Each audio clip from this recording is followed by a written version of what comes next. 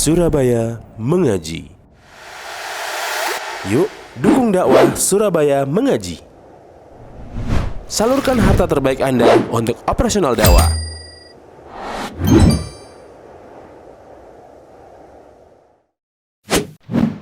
SM Store, amanah dalam muamalah. Bismillahirrahmanirrahim.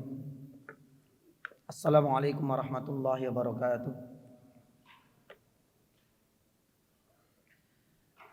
Innal hamdalillah nahmaduhu wa nasta'inuhu wa nastaghfiruh wa na'udzu billahi min shururi anfusina wa sayyiati a'malina. May yahdihillahu fala mudilla lahu wa may yudlilhu fala hadiya lahu. Wa asyhadu an la ilaha illallah wahdahu la syarika lah, ilahul awwalin wal akhirin. Wa asyhadu anna Muhammadan abduhu wa rasuluh. Allahumma salli wa sallim wa barik ala Muhammad wa ala alihi wa ashabihi wa man ihtadaw bihudahu ila yaumiddin, amma ba'd. Jamaah dirahmati Allah azza wa jalla. Alhamdulillah, setelah Allah subhanahu wa ta'ala memisahkan kita untuk beberapa pekan, bahkan sebulan lebih, Allah subhanahu wa ta'ala pisahkan kita. Pada kesempatan berbahagia ini Allah subhanahu wa ta'ala pertemukan kita kembali. Dan ini menjadi pertanda bahwa kajian rutin daurah fikih sirah nabawiyah insyaallah akan aktif dan seperti biasa berjalan secara normal. Jamaah yang dirahmati Allah subhanahu wa ta'ala, saat ini kita berada di bulan Syawal dan sudah sampai di pertengahan bulan Syawal. Ada beberapa hal sebagai bentuk tadzkir untuk diri saya pribadi dan para jamaah yang lain. Kita tahu bahwasanya Ramadan telah meninggalkan kita semua. Kita tahu tamu agung sudah kita lepas yakni bersama kepergiannya. Namun kepergian bulan Ramadan menyisakan banyak PR, meninggalkan banyak jejak untuk kita semua, untuk kita jadikan sebagai renungan bersama. Allah subhanahu wa ta'ala berfirman di dalam surat Al-Mu'minun, dan ayat ini seringkali disampaikan oleh para ustadz-ustadz kita dan para ulama dahulu. Di surat Al-Mu'minun ayat 60 dan 61, Allah subhanahu wa ta'ala firman, walladzina yu'tuna ma atau wa qulubuhum wajilah annahum ila rabbihim raji'un. Ayat ini kalau seandainya kita lihat secara kasat mata dari terjemahannya, memang menimbulkan banyak penafsiran. Oleh karena itu disebutkan dalam Sunan At-Tirmidzi, Aisyah radhiyallahu taala anha pernah menanyakan ayat ini kepada Nabi sallallahu alaihi wasallam. Wahai Rasulullah, apakah ayat ini dalam surat Al-Mu'minun ayat 60 dan 61 ini berkaitan dengan yasrik, orang-orang yang dahulu pernah mencuri, kemudian dia tinggalkan kemaksiatan tersebut karena ada rasa khauf dan takut kepada Allah Subhanahu wa taala. Apakah ayat ini berkaitan dengan orang-orang yang yazni, yang pernah berbuat zina, kemudian ada rasa takut yang menggelayut dalam hatinya? Atau mungkin barangkali berkisar tentang perjalanan taubatnya orang-orang yang yashrabul khamr, yang dahulu pernah minum minuman khamr? Dijawab oleh Nabi sallallahu alaihi wasallam, la ya ibnatas siddiq. Tidak seperti itu penafsiran yang benar terhadap ayat ini, wahai Aisyah, putri dari Abu Bakar As-Siddiq radhiyallahu taala anhu. Namun sejatinya ayat ini berkaitan dengan orang-orang soleh, di mana tatkala mereka berusaha untuk mempersembahkan yang terbaik untuk Rabb-nya, mereka berusaha semaksimal mungkin untuk menghamba dan mengabdi kepada Allah Azza wa Jalla. Baru setelah itu akan muncul rasa kekhawatiran dan ketakutan di dalam hatinya. Wa qulubum wajilah. Inilah sebenarnya sifat bijak bagi seorang muslim. Manakala kita meninggalkan bulan Ramadan, bulan penuh kemuliaan, bulan di mana Allah Subhanahu wa taala membuka pintu-pintu dan keran-keran pahala yang berbagai macam.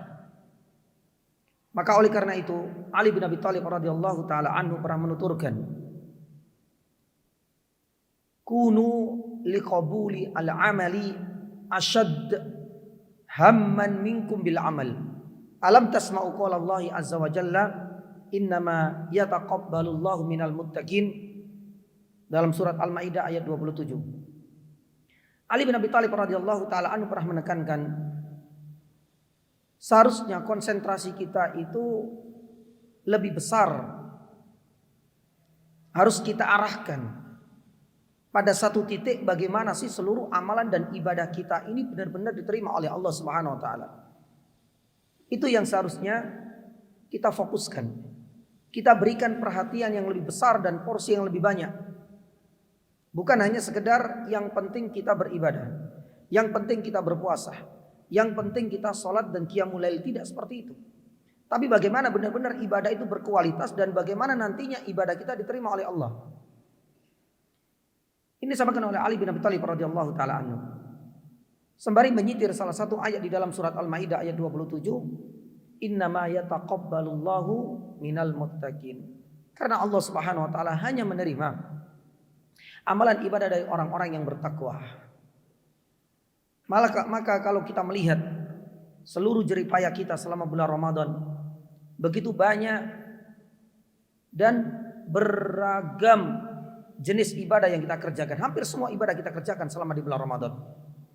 Namun tentunya kalau kita menjadikan ayat ini menjadi prinsip bagi seorang muslim di dalam kita beribadah dan beramal soleh, maka selain yang kita jadikan ucapan dan mutiara indah dari Ali bin Abi Thalib radhiyallahu taala anhu selalu terngiang dalam benak kita, agar benar-benar ibadah yang kita kerjakan itu benar-benar berkualitas, agar kita lebih berkonsentrasi bagaimana ibadah dan amalan ibadah ini diterima oleh Allah Subhanahu wa taala. Maka oleh karena itu jamaah dirahmati Allah Subhanahu wa taala, dari dua ayat tersebut saya ingin mengingatkan diri pribadi dan para jamaah yang lain untuk selalu istiqomah di atas jalan Allah Subhanahu wa taala, untuk selalu istiqomah di atas ketaatan kepada Allah Subhanahu wa taala. Disadari atau tidak, bulan Syawal dan ini insya Allah akan berlanjut pada bulan-bulan selanjutnya. Ketaatan yang biasa kita jumpai dan kita dapati di bulan Ramadan ini sudah mulai menyusut, bahkan hilang dari peredaran. Tilawatil Quran sudah kita tidak dengarkan lagi ayat-ayat yang indah. Qiyamul lail pun demikian. Bahkan yang puasa-puasa pun sudah seakan-akan punah dalam peredaran. Maka oleh karena itu jamaah dirahmati Allah Subhanahu wa taala, butuh kerja keras, butuh effort yang besar agar benar-benar kita itu istiqomah di atas ketaatan pada Allah Subhanahu wa taala. Ramadan boleh berlalu, tapi ketaatan kepada Allah Subhanahu wa taala selama nyawa masih di kandung badan tidak akan bisa kita lepaskan. Wa'bud rabbaka hatta ya'tiyakal yakin. Di dalam surat Al-Hijr ayat 99 ini menjadi prinsip hidup kita, bahwasanya ibadah itu tidak ada garis finish kecuali bila ajal dan maut serta kematian menjemput kita semua. Maka oleh karena itu tingkatkanlah ibadah kepada Allah Subhanahu wa taala, terutama di masa-masa orang-orang menyepelekan dan orang-orang tidak memperdulikannya. Kemudian rutinkanlah ibadah-ibadah meskin grade-nya kita turunkan. Bacaan Al-Quran mungkin tidak sebanyak lembaran-lembaran yang sudah kita lahap di bulan Ramadan. Pun demikian dengan jumlah rakaat qiyamul lail. Tapi Rasulullah SAW menekankan adwamuha wa in qalla. Yang penting rutin, sekalipun porsinya sedikit. Kemudian mintalah kepada Allah Subhanahu wa taala kemudahan. Karena orang yang bijak di dalam setiap beribadah kepada Allah Subhanahu wa taala selalu menyandarkan hatinya kepadanya azza wa jalla.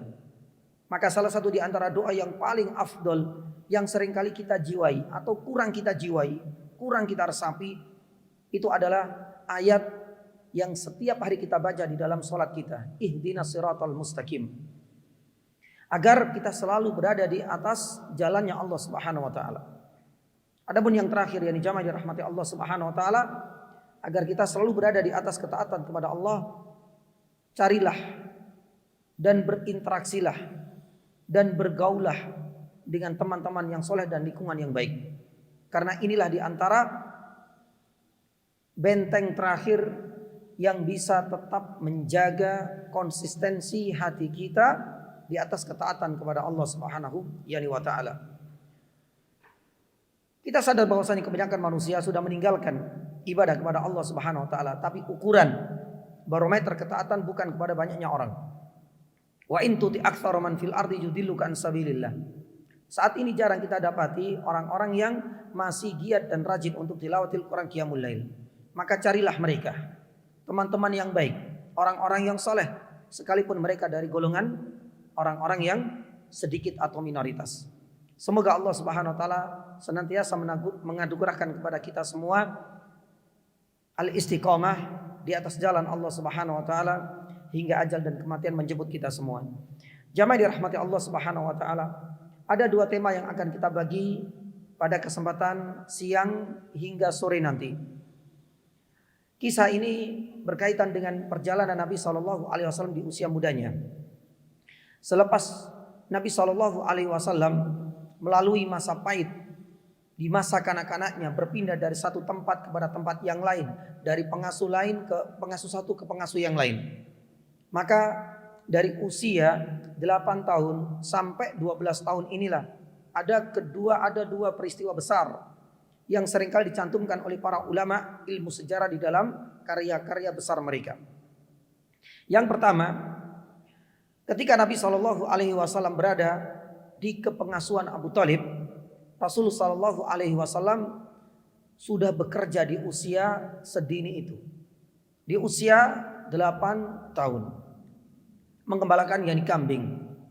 Dan ini nanti kita jadikan sebagai tema untuk sesi pertama.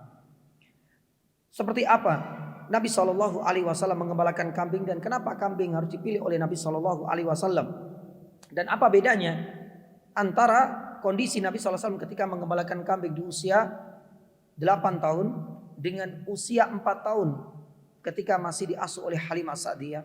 Nanti kita akan bahas di sesi pertama insyaallah. Ada peristiwa yang kedua yang terjadi di masa pubertasnya Nabi SAW. Genap di usia 12 tahun Nabi SAW bekerja lagi, hanya beda profesi. Di usia 8 tahun Nabi SAW mengembalakan kambing dan mendapatkan upah. Adapun di usia 12 tahun Nabi SAW ikut membantu kafilah dagang dari pamannya sendiri Abu Thalib. Jarak yang sangat jauh, medan yang sangat mengerikan sudah dilalui oleh Nabi SAW di usia 12 tahun. Perjalanan yang sangat melelahkan dari kota Makkah hingga sampai kemana? Ke Syam. Maka perjalanan Nabi SAW di usia 12 tahun inilah yang kemudian kita kasih judul pertemuan Nabi SAW dengan pendeta yakni Buhairah. Di dalam beberapa kitab-kitab atau mungkin barangkali ya sirah nabawiyah yang ditulis dalam bahasa Latin itu biasanya memiliki banyak sekali nama dan gelar.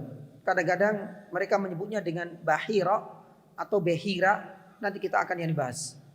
Bahkan kadang-kadang disebut dengan Sergius, yakni Sergi dan Jos dan lain sebagainya. Nanti kita akan yang dibahas pula. Dan pertemuan Nabi SAW dengan Buhairah ini ternyata tidak aman-aman sebagaimana berita, informasi, bahkan buku-buku yang pernah kita baca semenjak SD. Kalau kita perluas pertemuan Nabi SAW dengan Buhairah ini ternyata tidak luput dengan syubhat. Bahkan status dari Buhairah ini masih dianggap yakni janggal dan tokoh kontroversial di kalangan orang-orang yang benci kepada Islam, di kalangan orang-orang misionaris, terutama adalah orang-orang orientalis. Seperti apa nanti kita akan bahas insyaallah taala di sesi yang kedua. Adapun sesi yang pertama ini jamaah yang dirahmati Allah Subhanahu wa taala, Nabi SAW mengembalakan yakni kambing. Kita tahu bahwasanya kehidupan Nabi SAW di bawah kepengasuhan Abu Thalib ini tidak seperti Nabi SAW ketika dibawa kepengasuhan ibundanya tercinta atau ketika diasuh oleh kakeknya sendiri, yaitu Abdul Muttalib. Tapi sepeninggal Abdul Muttalib di usia 80, ada yang mengatakan 82 tahun, genap di usia Nabi SAW 8 tahun, Nabi SAW harus berpindah lagi ke pengasuhan Abu Thalib, pamannya. Dan sudah kita bahas ya ini dahulu. Kenapa harus Abu Thalib? Padahal paman Nabi SAW cukup banyak. Abu Lahab salah satu pamannya, Hamzah pun pamannya, Al-Abbas pun demikian. Beberapa ulama sebagaimana dulu pernah kita sampaikan menyebutkan ada dua alasan mendasar. Yang pertama, karena memang Abu Thalib ini adalah saudara dari ayahnya seayah dan seibu. Ini yang menjadi alasan utama kenapa Abu Thalib dipilih daripada paman-pamannya yang lain. Adapun alasan yang kedua, ada yang mengatakan ini sudah menjadi wasiat terakhir dari Abdul Muttalib sebelum meninggalnya. Dan kita tahu kehidupan Abu Thalib ini tidak seperti pamannya yang lain. Kebanyakan mereka hidup berada di atas rata-rata dari sisi ekonominya. Tapi berbeda halnya dengan kehidupan Abu Thalib. Abu Thalib harus menanggung yang banyak anak. Abu Thalib yang hidup dalam kesederhanaan. Kalau dalam bahasa kita di bawah garis kemiskinan. Maka tentu Nabi SAW tidak bisa kemudian berpangku tangan melihat pamannya sendiri untuk menyambung hidup hajatnya, itu sangat berat. Maka ketika Rasul SAW sudah hidup dalam rumah tangganya Abu Thalib di usia 8, inilah Nabi SAW mengembalakan yakni kambing. Ada perbedaan yang mendasar yakni jamaah dirahmati Allah Subhanahu wa taala. Peristiwa pengembalaan kambing oleh Nabi SAW di usia 8 tahun dan di usia yakni 2 tahun. Perbedaan yang pertama usia. Perbedaan yang kedua adalah kepengasuhan. Di usia 8 tahun ini Nabi SAW mengembalakan kambing tapi di bawah asuhan Abu Thalib. Sedangkan 4 tahun yang dahulu itu dibawa ke pengasuhan Halimah As-Sa'diyah. Adapun yang ketiga perbedaannya adalah status kepemilikan dari kambing itu. Di usia 4 tahun kambing itu adalah hak milik dari Halimah As-Sa'diyah. Jadi Nabi SAW membantu kambing dari ibu sepersusuannya. Adapun hak kepemilikan kambing di usia 8 tahun ini, memang Nabi SAW itu mengambil upah. Yang menjadi pemilik kambing tersebut itu adalah orang-orang kaya dari penduduk Makkah. Jadi Nabi SAW seakan-akan disewa oleh mereka. Hasil dari merawat mengembalakan kambing, Nabi SAW dikasih upah. Makanya disebutkan dalam Sahih Bukhari dari Abu Hurairah radhiyallahu taala anhu, Nabi SAW pernah bersabda, "Kuntu ar'aha ala qararid yani li ahli Makkah." Saya dahulu pernah mengembalakan kambing, dan kambing ini adalah milik penduduk Makkah. Dari situlah aku mendapatkan qararid. Qararid itu semacam upah, semacam imbalan yang diberikan atas jeripaya Nabi SAW mengembalakan kambing. Pertanyaannya, di usia berapakah itu? Apakah ketika hidup di bawah kepengasuhan Halimah As-Sa'diyah? Tidak. Para ulama yang sepakat bahwasanya ketika Rasul SAW mendapatkan upah ini genap di usia 8 tahun ketika berada di pengasuhan Abu Thalib. Inilah di antara yang 3 perbedaan mendasar. Sepanjang sejarah Nabi SAW mengalami 2 fase mengembalakan yakni kambing. Yang menjadi pembeda antara fase pertama dan fase yang kedua adalah usia. Yang pertama usia 4 tahun dan yang kedua yang sedang kita bahas usia 8 tahun. Yang kedua perbedaannya adalah di bawah kepengasuhan siapa Nabi SAW. Yang pertama di usia 4 tahun Halimah As-Sa'diyah, yang kedua di bawah kepengasuhan Abu Thalib. Yang ketiga adalah status kepemilikan kambing. Dahulu di usia 4 tahun pemilik kambing situ adalah Halimah As-Sa'diyah, sedangkan ini pemiliknya adalah penduduk yakni Makkah, dan Nabi SAW mendapatkan yakni upah yakni darinya. Ini adalah sekelumit yakni jamaah dirahmati Allah Subhanahu wa taala tentang yakni perbedaan mendasar antara 2 fase yang pernah dialami oleh Nabi SAW. Ada beberapa faedah penting. Ada beberapa pelajaran yang bisa kita petik dari Nabi Shallallahu Alaihi Wasallam mengembalakan yakni kambing. Apa saja yang faedah yang bisa kita petik yakni jamaah? Yang pertama, para ulama menyebutkan faedah dan pelajaran penting yang bisa kita petik darinya adalah menggembalakan kambing merupakan profesi para nabi. Ini adalah pelajaran pertama yang bisa kita ambil dari tema besar kita. Jadi menggembalakan kambing, merawat yakni kambing, ini adalah profesi mulia para nabi. Ini yang akan kita ulas dan nanti kita akan yakni jabarkan yakni jamaah. Subhanallah, ada dua riwayat yang dua-duanya dicantumkan dalam Sahih Bukhari dan Sahih Muslim. Dan ini menjadi penegas bahwasanya mengembalakan yakni kambing yang seringkali dikonotasikan buruk oleh sebagian orang, bahkan profesi mengembalakan kambing ini sudah dijauhi. Bahkan bisa dipastikan gak ada generasi milenial yang mau mengembalakan kambing. Tapi ternyata di balik itu semua ini menjadi profesi yang digeluti oleh orang-orang soleh, bahkan para utusan dan para nabi pernah mengembalakan yakni kambing. Riwayat yang pertama yang tadi sudah kita sebutkan dari Abu Hurairah radhiyallahu taala anhu disebutkan di dalam Sahih Bukhari dan Sahih Muslim. Di mana Rasulullah sallallahu alaihi wasallam pernah bersabda, "Ma ba'atsallahu nabiyyan illa ra'al ghanam." Coba kita perhatikan. Nabi sallallahu alaihi wasallam menegaskan, tidaklah ada satupun seorang nabi yang diutus oleh Allah Subhanahu wa taala kecuali pasti pernah mengembalakan kambing, subhanallah. Nabi SAW menyebutkan yang pertama itulah nabiyan. Menunjukkan apa? Ingin menunjukkan bahwasanya nabi itu adalah orang mulia. Mereka adalah pilihan Allah Subhanahu wa taala. Kemudian dikaitkan dengan profesi yang mulia, yaitu mengembalakan kambing. Di sini para sahabat kemudian bertanya, "Wa anta ya Rasulullah?" Karena kebanyakan para sahabat ada yang baru bertemu dengan Nabi SAW, yaitu kaum Ansor ketika Rasul SAW sudah berada di kota mana? Kota Madinah.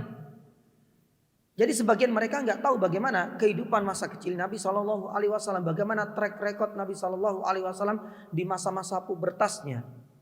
Makanya para sahabat kemudian bertanya, "Ya Rasulullah, kalau memang mengembalakan kambing itu menjadi profesi para nabi, apakah jenengan juga?" Karena Nabi SAW ketika hijrah ke sana itu sudah langsung membangun negeri dan kota peradaban. Sudah tidak ada lagi yang namanya mengembalakan kambing. Makanya mereka bertanya-tanya, apakah dahulu engkau pernah mengembalakan kambing ya Rasulullah? Wa anta? Baru dijawab oleh Nabi SAW, "Na'am, saya juga." Ya, kuntu ar'aha ala qararid di ahli Makkah. Nabi SAW mengatakan, iya, dahulu ketika saya masih muda pernah mengembalakan kambing ya dari penduduk kota Makkah dan saya mendapatkan qararid. Ini adalah riwayat yang pertama. Ada riwayat yang kedua jamaah dirahmati Allah Subhanahu wa taala.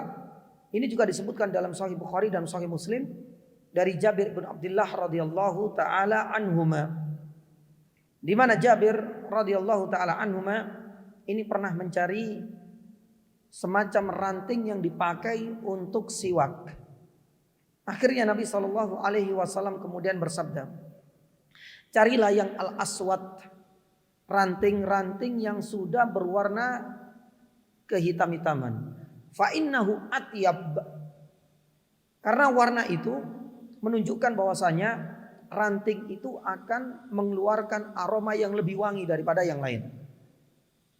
Jabir bin Abdullah radhiyallahu taala anhuma kemudian langsung bertanya, "Ya Rasulullah, ya, apakah dahulu engkau pernah mengembalakan kambing?" Karena berkaitan dengan ranting ini semua, ini biasanya adalah para pengembala kambing yang tahu ilmunya. Akhirnya dijawab oleh Nabi Shallallahu Alaihi Wasallam, "Hal min nabiyyin illa wa qad ra'aha." Tidaklah ada seorang nabi kecuali pasti pernah mengembalakannya. Jamaah yang dirahmati Allah Subhanahu wa taala. Dua hadis ini sudah cukup bagi kita untuk menjelaskan bagaimana profesi yang banyak dihindari, banyak dijauhkan oleh kaum muslimin, terutama adalah para pemuda ini ternyata menjadi profesi yang mulia.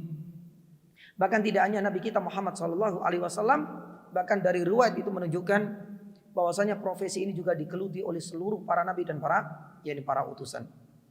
Maka oleh karena itu, jamaah dirahmati Allah Subhanahu wa taala, kalau kita telusuri lebih jauh, apakah para nabi mengembalakan kambing?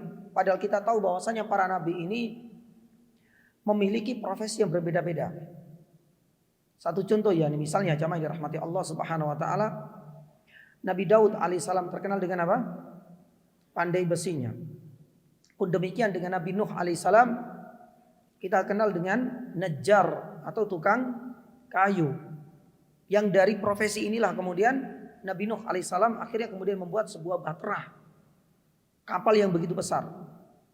Nanti kita akan dibahas lebih jauh mengenai hal ini insyaallah taala.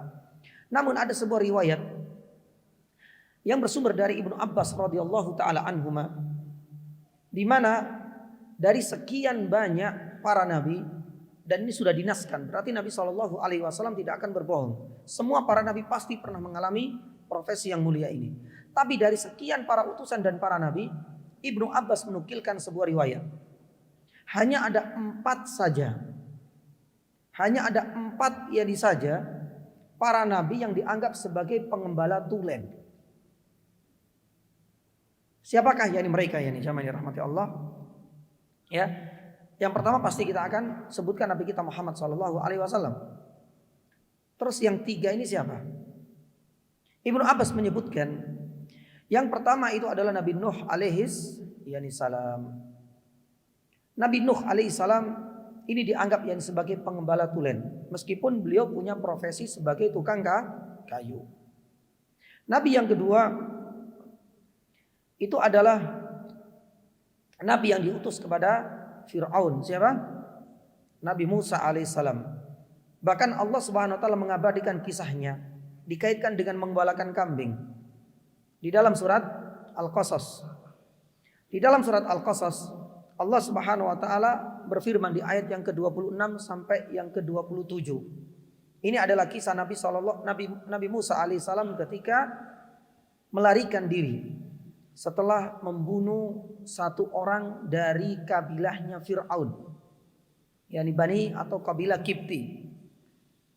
Madian itu adalah jujukan kota yang disinggahi oleh Nabi Musa alaihissalam.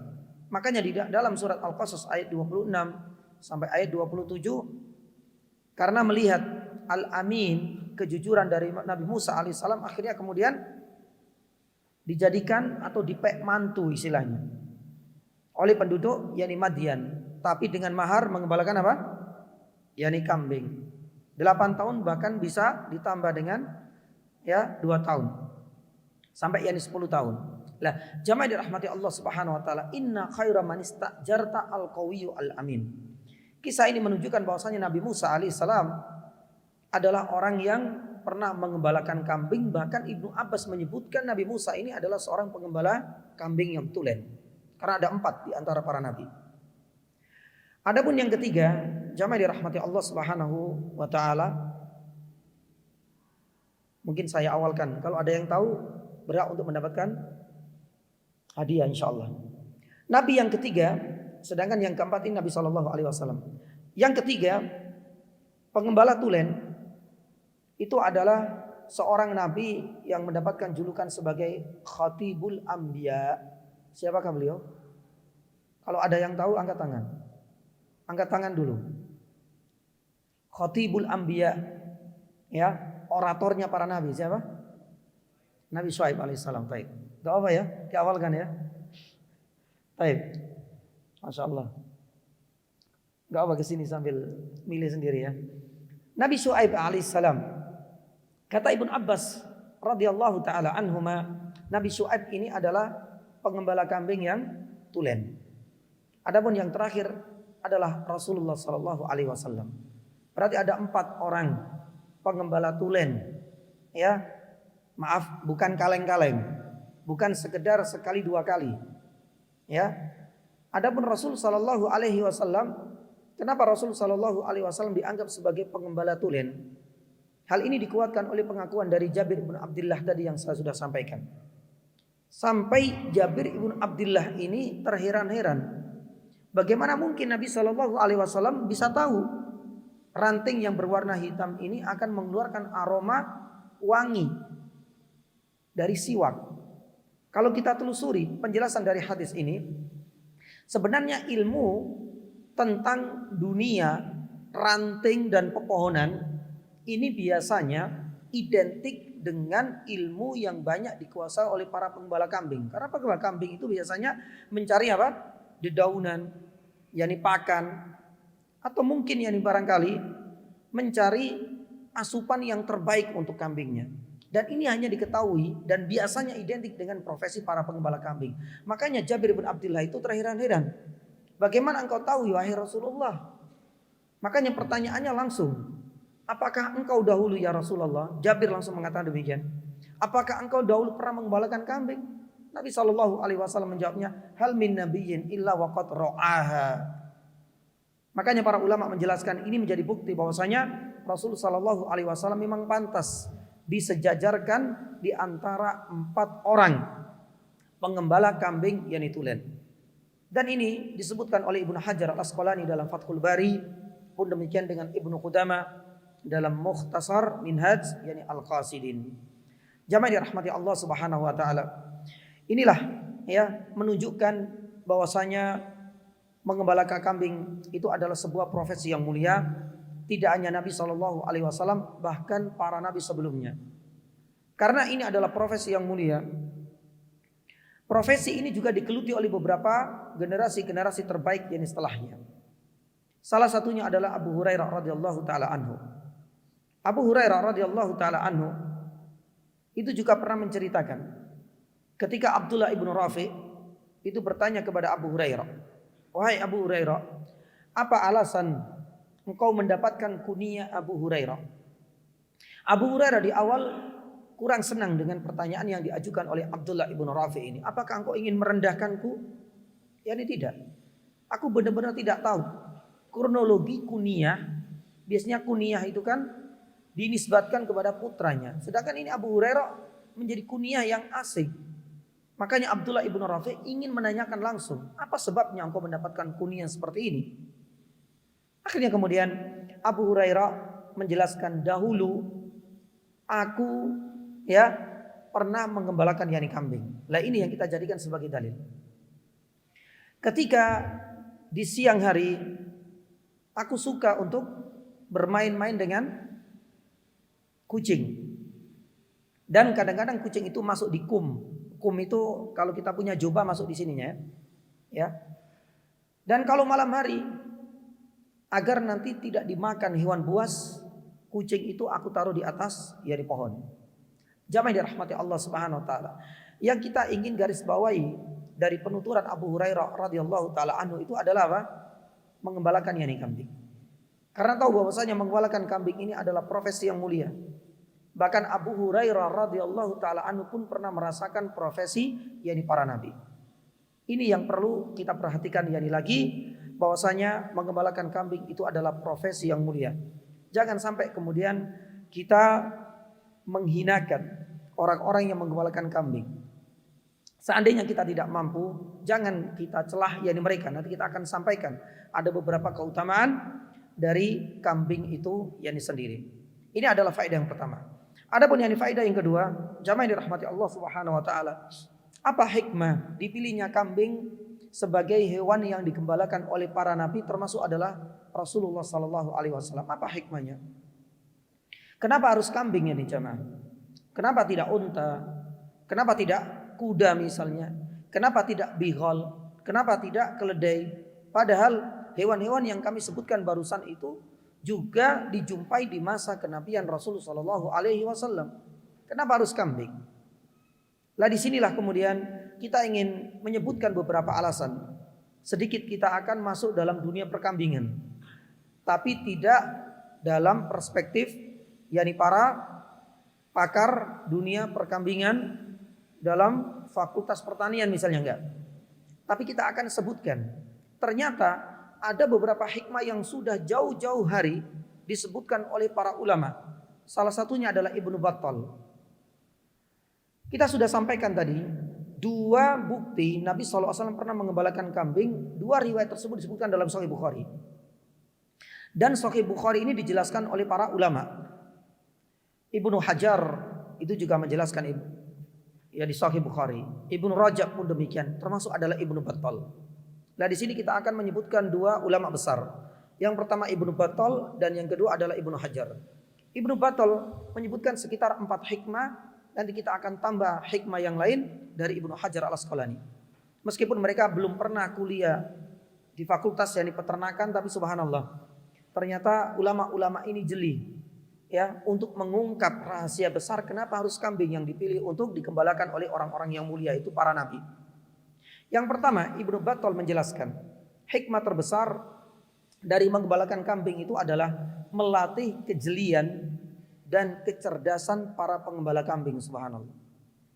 Ya, apa yang perlu ya didapatkan dari kejelian dan kecerdasan seorang pengembala kambing? Karena kambing ini enggak sembarangan ya ini jamaah. Kambing ini dari sisi makanannya itu adalah makanan-makanan pilihan. Jadi dahulu kambing itu tidak dirawat di rumah-rumah seperti halnya kita jumpai saat ini. Itu dikembalakan nomaden dari tempat satu ke tempat yang lain. Maka disinilah butuh kejelian dan kecerdasan seorang pengembala. Makanan yang paling pantas, pun demikian minuman.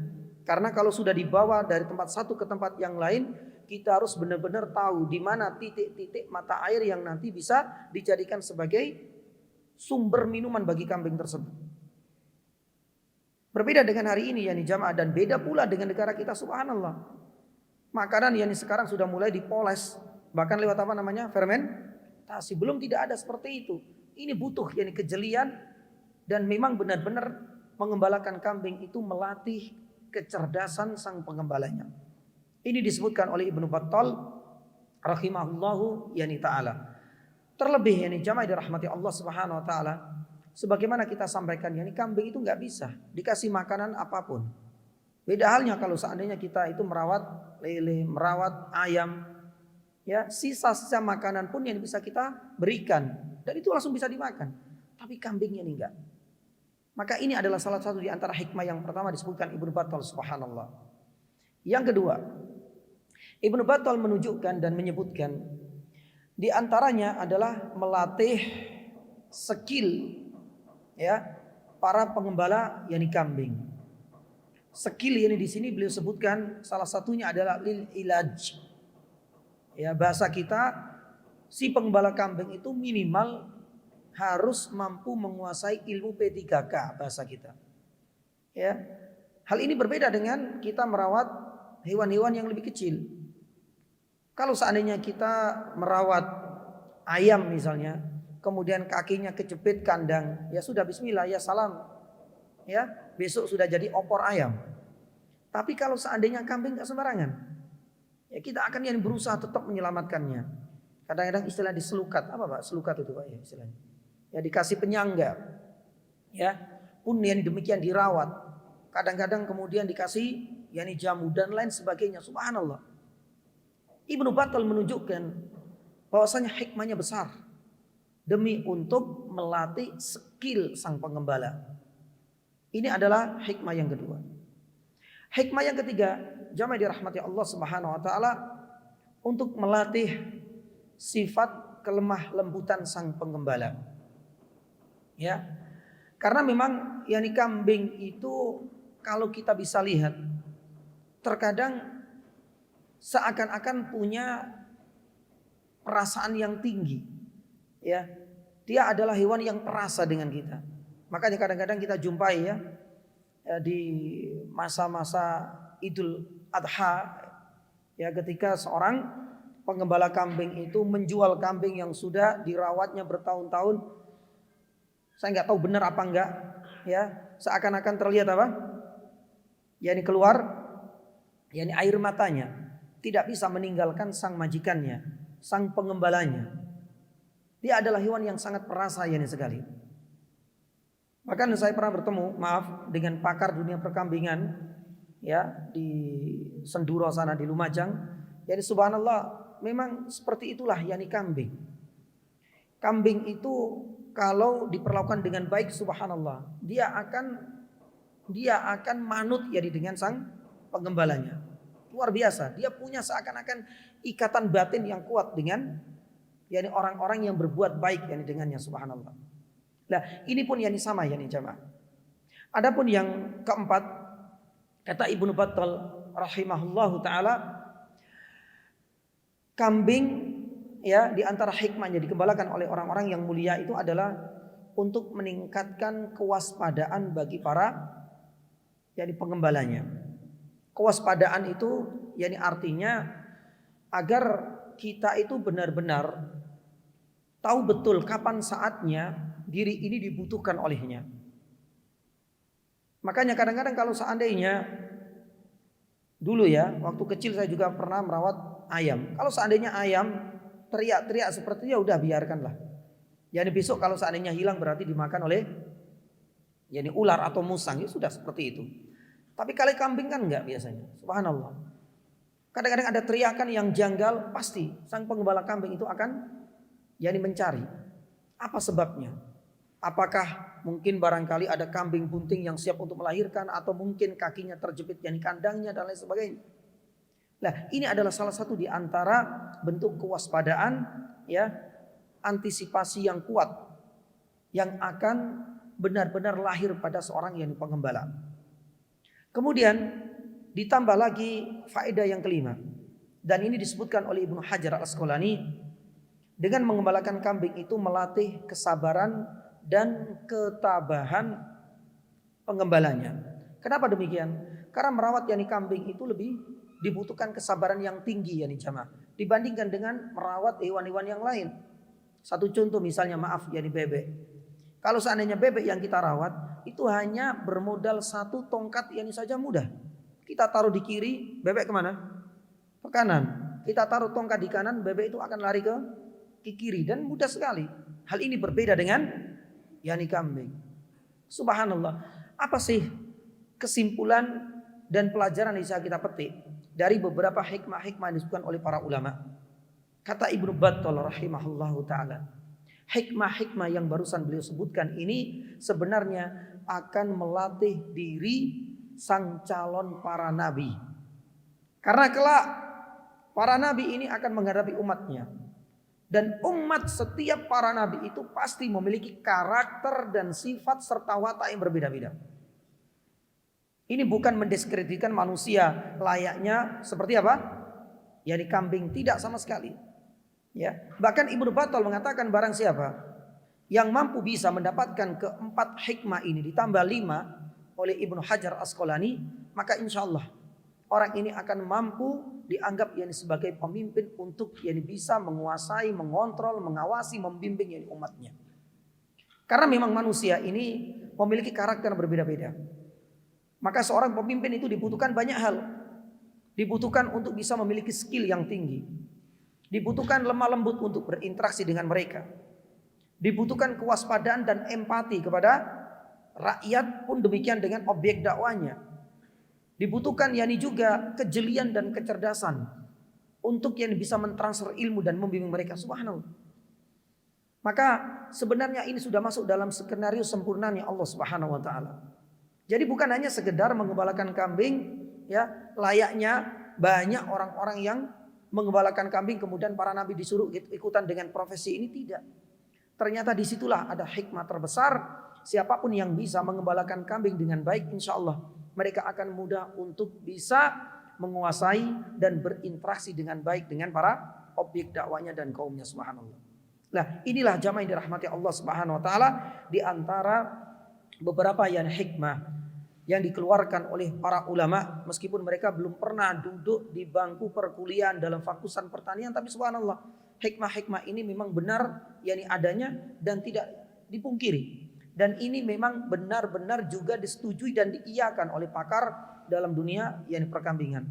Melatih kecelian dan kecerdasan, kemudian melatih skill seorang pengembala, kemudian melatih juga kelemah lembutan, kemudian meningkatkan kewaspadaan, dan yang terakhir meningkatkan dan melatih pula ketabahan dan yakni kesabaran. Jamaah dirahmati Allah Subhanahu wa taala. Kemudian yang berikutnya, yang ketiga yang jamaah dirahmati Allah. Di antara pelajaran ketiga yang bisa kita petik dari Nabi Shallallahu Alaihi Wasallam menggembalakan kambing ini, Rasul Shallallahu Alaihi Wasallam ingin menunjukkan sikap dan sifat tawaduknya ya terhadap masa lalu Nabi Shallallahu Alaihi Wasallam. Rasul Shallallahu Alaihi Wasallam adalah manusia yang paling tawaduk dan itu ditunjukkan dalam kisah ini. Rasul Shallallahu Alaihi Wasallam tidak pernah merasa malu dengan masa lalunya. Hal ini tentunya berbeda dengan anak-anak muda atau mungkin barangkali pejabat-pejabat teras atau mungkin barangkali tokoh-tokoh nasional yang sudah merasa nyaman dalam hidup kemewahannya. Terkadang ketika diulik masa kelamnya itu mereka merasa malu. Tapi hal ini berbeda sekali dengan Nabi Shallallahu Alaihi Wasallam. Bahkan Rasul Sallallahu Alaihi Wasallam merasa bangga dan bersyukur. Hal ini dibuktikan ketika Rasul Sallallahu Alaihi Wasallam ditanya oleh Jabir bin Abdillah, ya Rasulullah, apakah engkau dahulu pernah mengembalakan kambing? Rasul Sallallahu Alaihi Wasallam tidak menutup-nutupi. Ini menunjukkan ketawaduannya Nabi Sallallahu Alaihi Wasallam. Bahkan bersyukur karena ini adalah profesi para nabi. Bahkan selain menunjukkan sikap tawaduknya Nabi Sallallahu Alaihi Wasallam, menunjukkan bagaimana seorang hamba itu bersyukur dengan masa lalunya. Di antara hal yang lain yang bisa kita petik dari sifat mulia Nabi Sallallahu Alaihi Wasallam dalam kisah ini adalah Rasulullah Sallallahu Alaihi Wasallam tidak menunjukkan keangkuhan dan kesombongannya.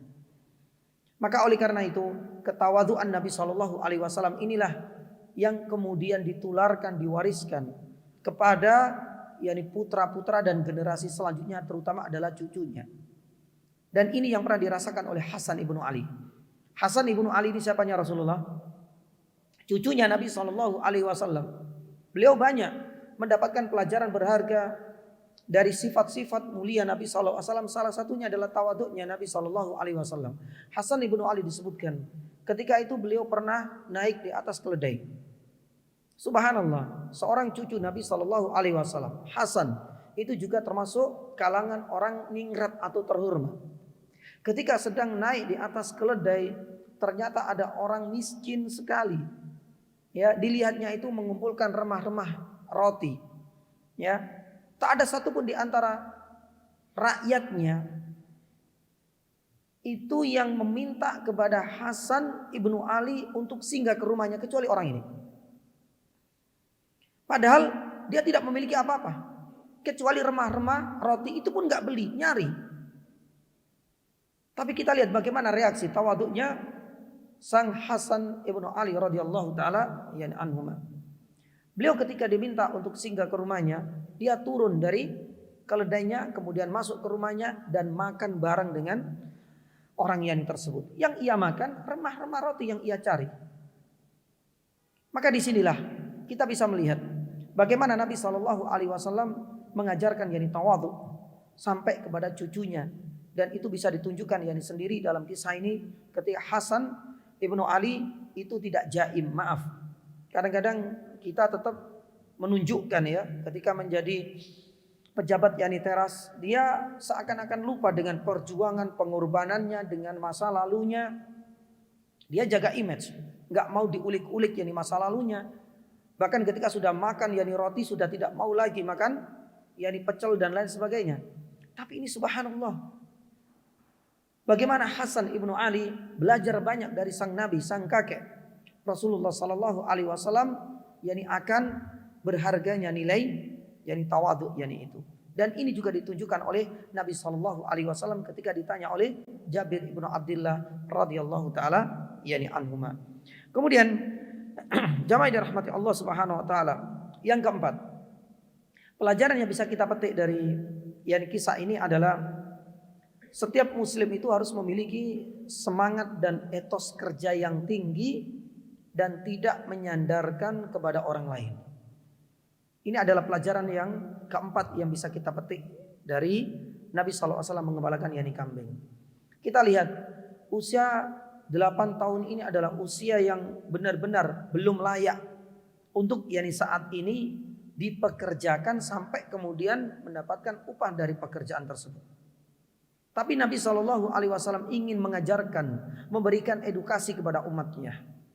bahwasanya seorang muslim yang jamaah dirahmati Allah Subhanahu wa taala itu harus punya semangat membantu. Terutama Nabi Shallallahu alaihi wasallam memang dalam kondisi yang pelik, dalam kondisi yang benar-benar serba sulit. Hidup dalam kesederhanaan sang pamannya tercinta. Mau tidak mau dia harus ikut bekerja. Meskipun di usia sedini itu jamaah.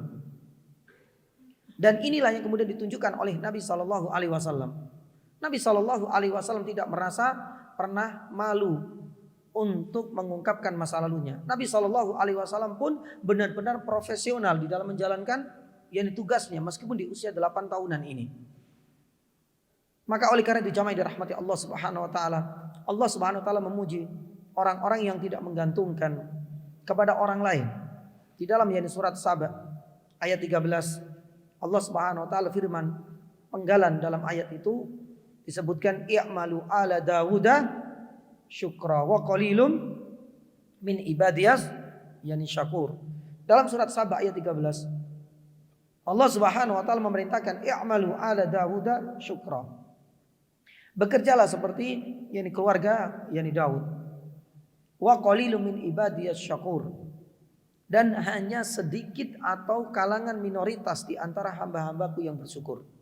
Bahkan Nabi SAW pernah menekankan di dalam salah satu sabjanya ketika ditanya ayyukas bin atyab, ayyukas bin afdol, profesi apakah yang paling mulia, yang paling afdol? Dijawab oleh Nabi SAW, amalur rajuli biyadihi.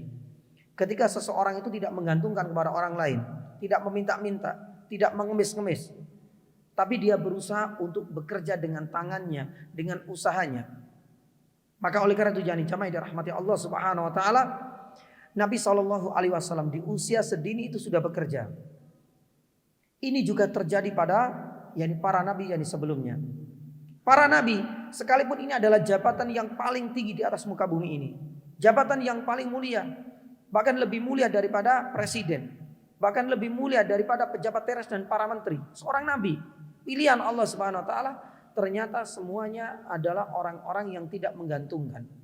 Mereka tidak kemudian aji mumpung saya ini dipilih oleh Allah Subhanahu wa taala sebagai seorang nabi kemudian tidak bekerja, tidak.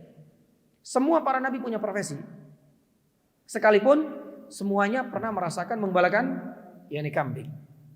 Nabi Adam alaihissalam jamaah dirahmati Allah itu terkenal sebagai pembajak sawah. Nabi Nuh alaihissalam sebagaimana kita sampaikan tadi, Nabi Nuh, Nabi Musa, Nabi Syuaib dan Nabi sallallahu alaihi wasallam pernah menggembalakan kambing bahkan mendapatkan upah darinya. Khusus Nabi Nuh selain menggembalakan kambing, beliau adalah seorang tukang kayu. Nabi Zakaria alaihissalam disebutkan dalam hadis sahih, kana Zakaria najjaran, kata Nabi sallallahu alaihi wasallam. Nabi Isa pun demikian, najjar, yaitu tukang kayu. Nabi Idris alaihissalam dahulu adalah seorang penjahit. Subhanallah.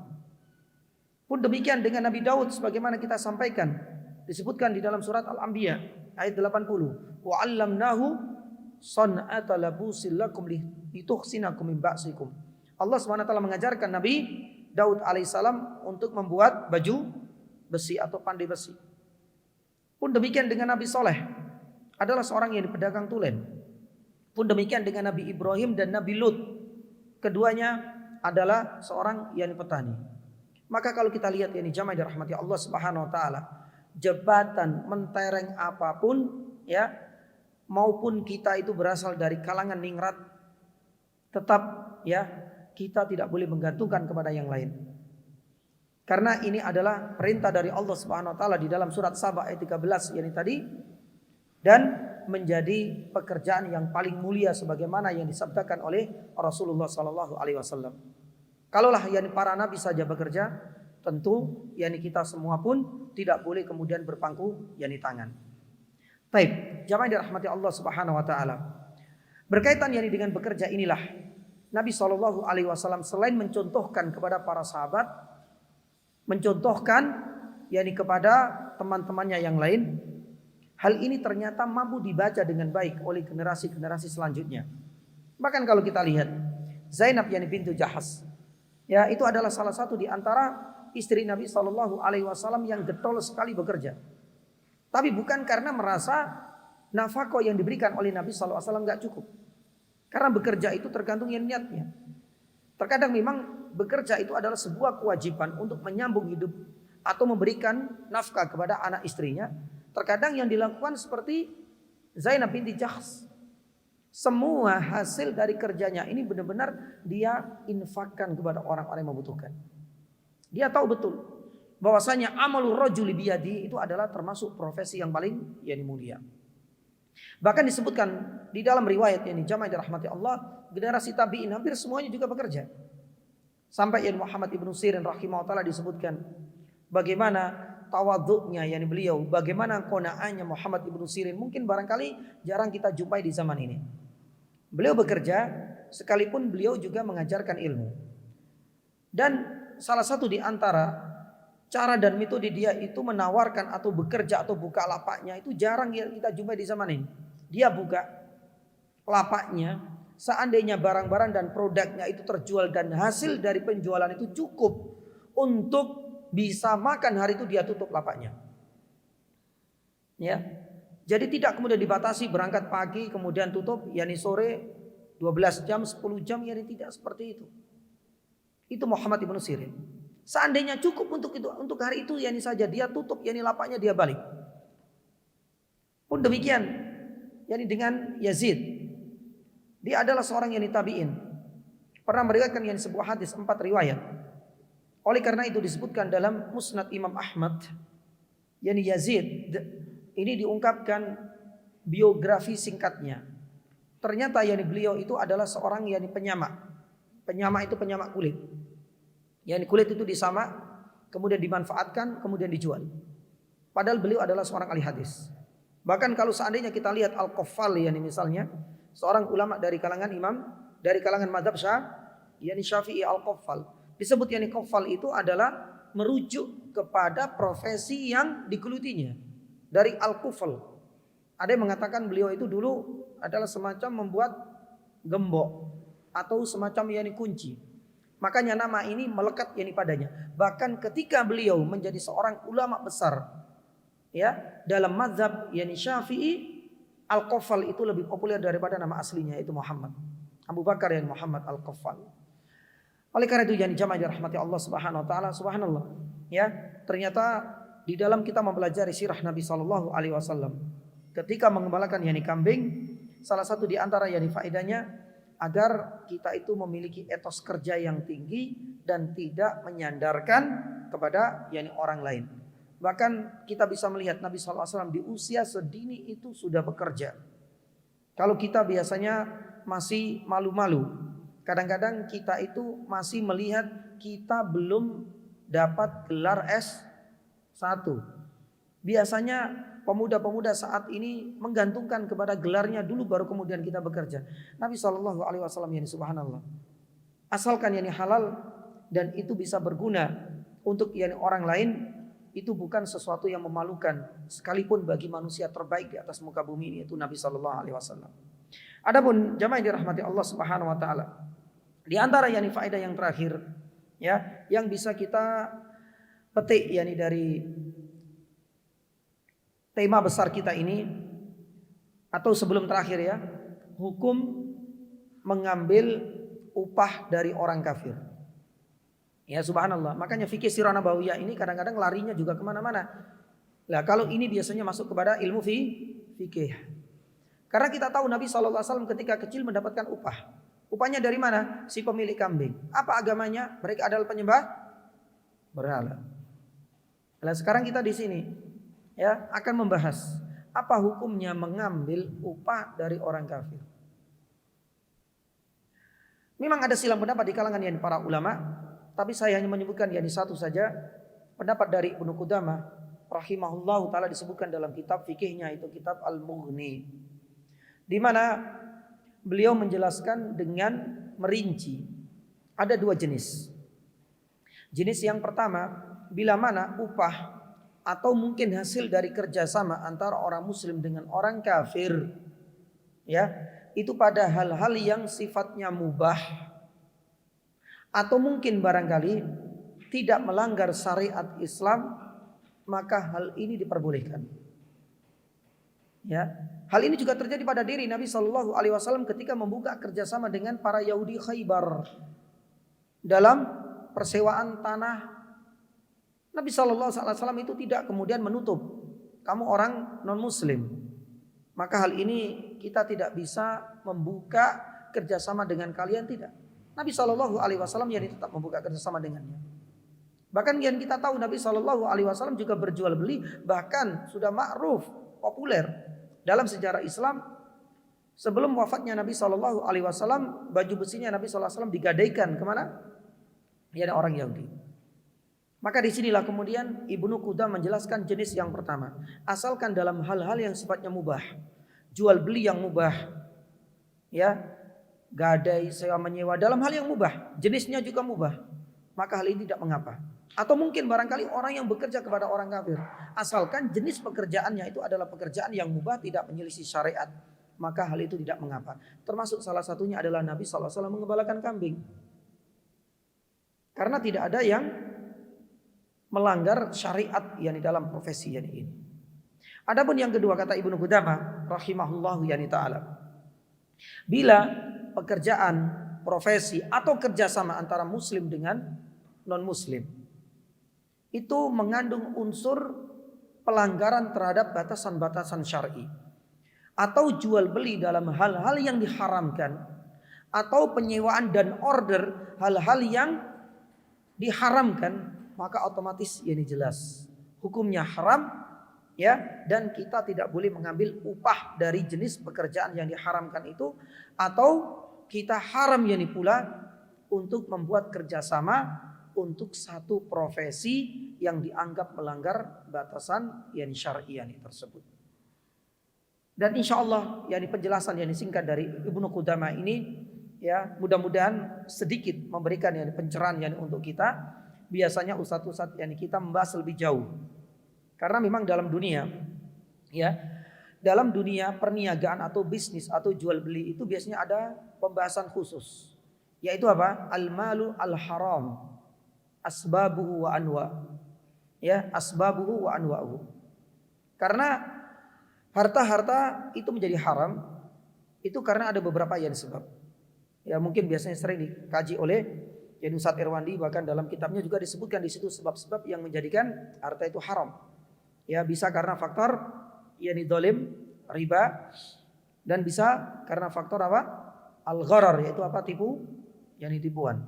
Insyaallah nanti bisa kembali kepada kitab-kitab atau karya-karya dan ceramah-ceramah ustadz-ustadz kita untuk membahas masalah ini lebih jauh. Tapi yang ingin kita sampaikan yang di sini supaya nanti kita itu tahu bahwasanya upah yang didapatkan Nabi SAW itu benar-benar halal.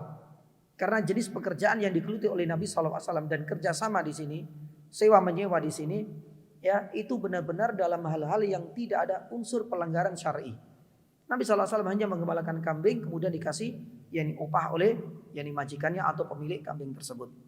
Ini adalah yang kelima. Adapun yang terakhir yani jamaah dirahmati Allah Subhanahu wa taala, ya, kita akan membahas tentang keutamaan apa?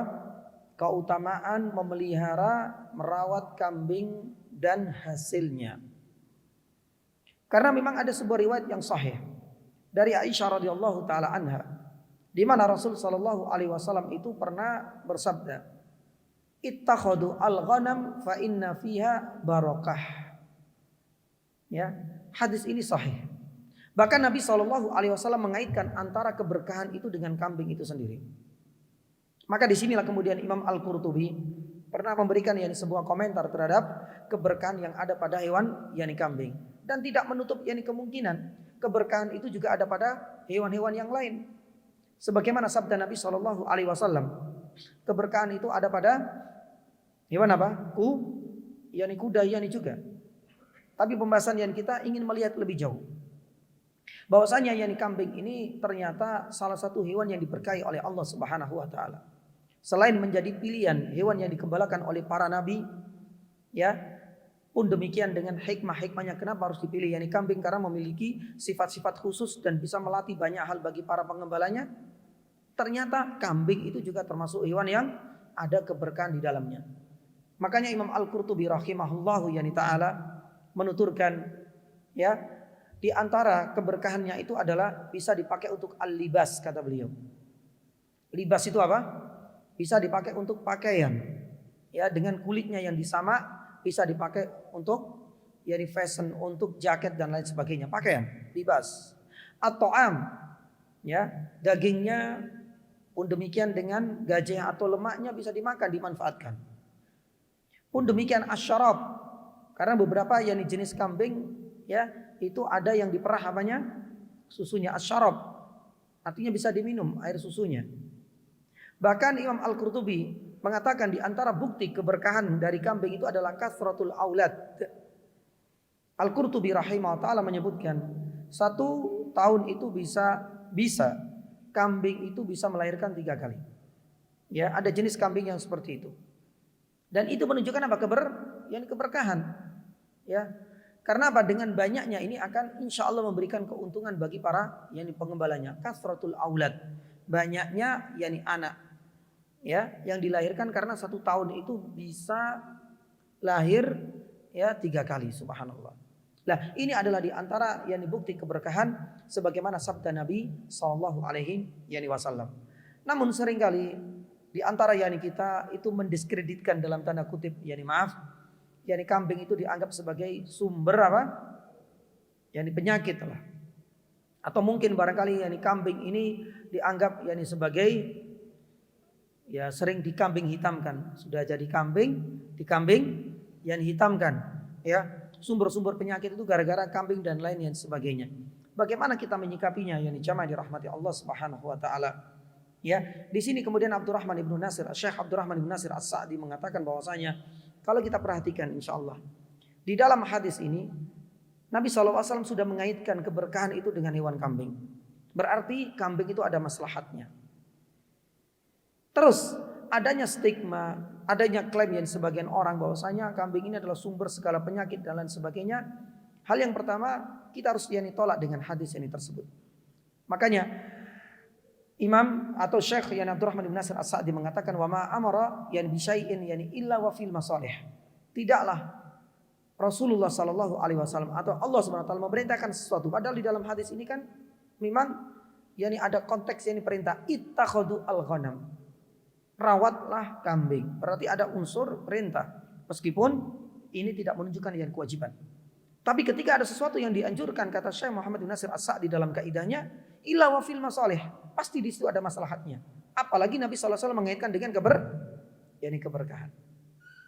Adapun yang dianggap sebagai sumber dan lain sebagainya, Allah taala alam yani bisawab. Saya mencoba untuk ya, ini dengan keterbatasan ilmu saya juga pernah menggali informasi mengenai hal ini, konsultasi pun demikian dengan sharing dengan yang lain, termasuk dengan pakar yang di dunia perkambingan, ya orang-orang yang berkecimpung yang di dalam dunia ini ternyata ya seringkali yang menjadi penentu, yakni kambing itu akan menjadi pemantik atau komorbid penyakit-penyakit yang besar itu ternyata adalah cara pengolahannya atau mungkin barangkali banyaknya bumbu-bumbunya. Allah taala alam ya bisawab. Ya, dan itu yang saya dapatkan yani dari pakar dunia perkambingan. Adapun yani keabsahannya wallahu taala alam yani bisawab. Tapi ada satu cerita tersendiri dan ini cerita pribadi. Ya, ketika yani kami diberikan yani kesempatan untuk yani kuliah di Riyadh sama Ustadz Nuzul dan Ustadz Fadlan mungkin yani pernah mempersaksikan yani sendiri. Ya, ketika yani kami kuliah yang di sana, ya kurang dari 1 tahun cuma. Ya, ada hal yang mungkin saya rasakan yani pribadi. Karena makan yani siang kita itu cuma ada 3 jenis yani lauknya, antara ikan, ayam dan yani kambing. Yani subhanallah, hampir yani setiap kita makan siang, ayam sudah banyak kita makan ya, sudah kita banyak jumpai di Indonesia, apalagi ikan. Saya dari daerah Tambak yani Gresik ya. Daerah kecamatan yani Dukun ini sudah dari kecil saya makan ikan. Yang jarang itu adalah apa? Yani kambing. Hampir setiap makan siang. Subhanallah. Gak ada yang namanya yang saya rasakan mungkin pusing atau apa lagi Pak biasanya Pak. Macam-macam gak saya rasakan sama sekali. Itu hampir menjadi menu santapan makan siang. Yani subhanallah. Liburan kita pulang. Karena ada rasa ya ingin mencicipi, karena saya di Solo waktu itu pengen tengkleng, tongseng macam-macam. Subhanallah, baru makan yani sekali. Ini pengalaman alam ya. Ini bisa benar dan bisa salah, tapi saya rasakan yani pribadi. Baru makan yani sekali pusingnya luar biasa. Kita balik lagi ke Riyadh, liburan yani selesai. Ini testimoni sama Ustaz Nuzul. Gimana Ustaz Nuzul? Saya mengalami kejadian seperti ini di kampus, nggak ada masalah, ini sekali tok langsung. Ternyata beliau menyampaikan, ini bukan sabda ya, tapi Ustaz Nuzul mungkin barangkali punya pengalaman yani juga. Memang seringkali yang bisa mempengaruhi ya itu adalah dari cara mengolah, cara masak, terutama adalah bumbunya. Wallahu taala alam yani bisawab. Ya mudah-mudahan yani kita bisa mendudukan yani hadis ini. Tidak kita tarik ke sana kemari, kita sesuaikan yani dengan porsinya secara proporsional, dan kita juga tidak menghukumi atau menjas ya bahwasanya yani kambing yang sudah dinaskan oleh Allah Subhanahu oleh Rasulullah SAW sebagai hewan yang diberkahi ini kemudian kita tutup yani kesempatan dan celah tersebut, yani tidak. Kita harus benar-benar adil dalam menyikapi hal ini. Allah taala alam yani bisawab. Demikian yang bisa kami sampaikan, dan insyaallah yani taala mudah-mudahan nanti bisa kita lanjutkan peristiwa yang kedua, di mana Nabi SAW ya akan bertemu dengan pendeta Yan Bukhairah, genap di usia 12 tahun. Ya, di usia 8 tahun sudah bekerja mengembalakan kambing, 12 tahun sudah berdagang, yani subhanallah. Jadi apa sebenarnya hikmah yang bisa kita petik yani nantinya? Apakah dua profesi ini adalah dua profesi yang dianggap yani paling mulia dan paling afdol? Nanti kita akan yani bahas.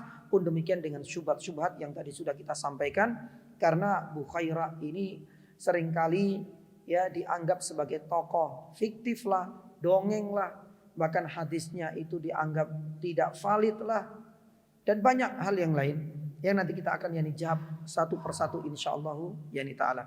Demikian yang bisa saya sampaikan, mudah-mudahan ada faedahnya. Subhanallah, asyhadu an la ilaha illa anta astaghfiruka wa atubu ilaik. Wassallallahu ala nabiyyina Muhammadin wa ala alihi washabihi wasallam. Wassalamualaikum warahmatullahi wabarakatuh.